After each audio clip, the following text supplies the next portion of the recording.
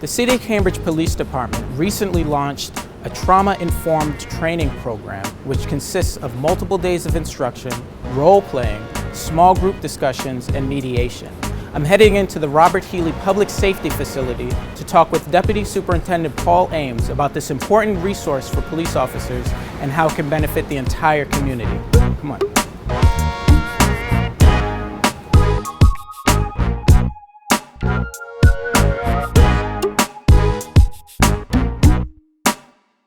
So thanks again for having me here and answering some questions about the program. Sure. I'm realizing a lot of people aren't familiar with this building. Can you tell me a little bit about where we are?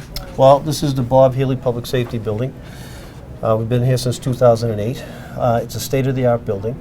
The floor we're in now is the Emergency Communications Department. This really is where it's the lifeblood of the emergency response for the city. It dispatches police, fire, EMS. They do quite a job up here. Right, that's great. So why would Cambridge police officers need trauma training? Right. Well, we've learned long ago that critical incidents that officers deal with basically takes 7 years off an officer's life, right off the bat. So to address that, we have to understand how trauma affects officers. If we give the officer the tools to be resilient, when they go out and interact with the public, they're going to have better interactions. They're going to have a healthier life, and their wellness is going to improve. That's great. Does any of that training happen within this building? Right. We do some of the training here in our training academy, and we also go off-site to different locations that give us a little bit more space. Okay. Can we take a look at the training room here? Sure.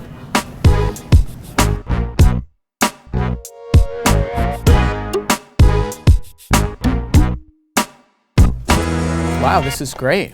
This is really a great training room. Right, this is where we do all our training. We have 14 weeks of in-service training, and we host other trainings throughout the year. It gets a lot of use.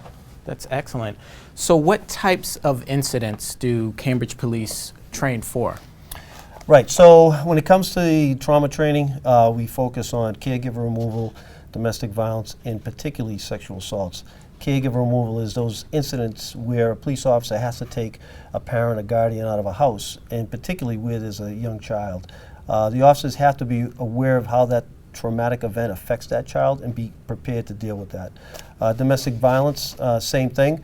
It's a very traumatic event for survivors of domestic violence. But we really focus on sexual assault victims and survivors, where literally the brain chemistry changes for a sexual assault victim during the course of an attack.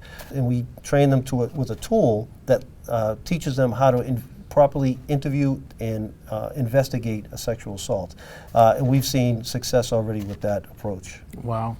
So the Cambridge Police Department recently founded something called the Critical Incident Stress Management Team.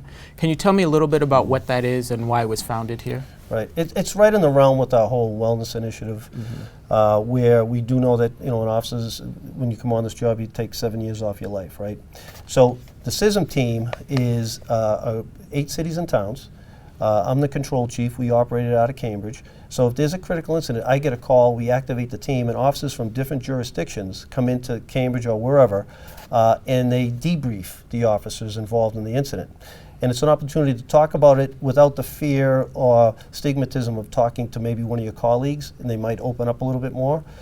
Since our inception in November, we've had a couple of activations, and it's been very successful. So how did that program actually get started here in Cambridge? Boston Police and the fire departments have really been a leader in this, and we saw the value in that, so we collaborated with retired Boston officers that have been doing peer stress work over there for years, and that really was the impetus to it.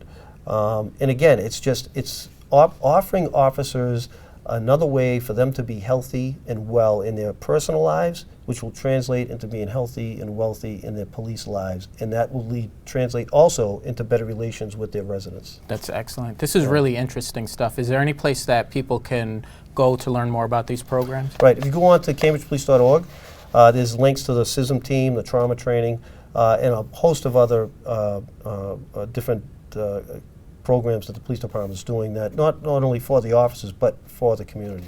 That's great. I hope people check it out. Yeah, I do too. It's really worthwhile. Yeah. Deputy Superintendent, thanks again. Oh, you're welcome.